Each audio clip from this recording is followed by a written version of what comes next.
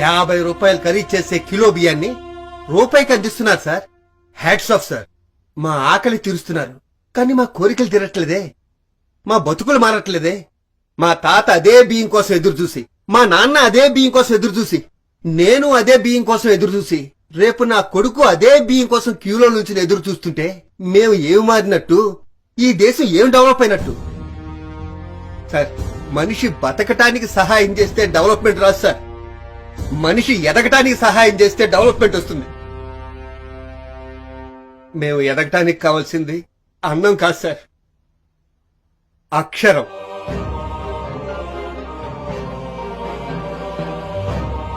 ఆ అక్షరం మాకు అందకుండా ఎక్కడో అంతరిక్షంలో దాక్కుంది సార్.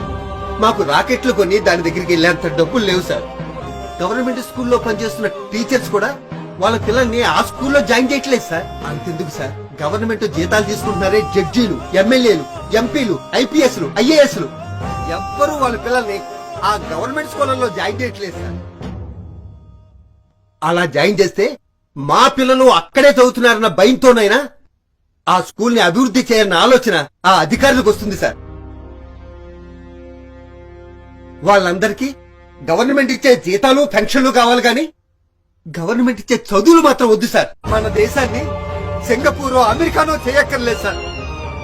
రూపాయికి బీవిస్తున్నట్టే రూపాయికి ఉన్నతమైన విద్యనివ్వండి సార్. సార్, మీకు దండం పెడతాను సార్. అమ్మని, అమ్మలాంటి అక్షరాన్ని అమ్మనివ్వకండి సార్.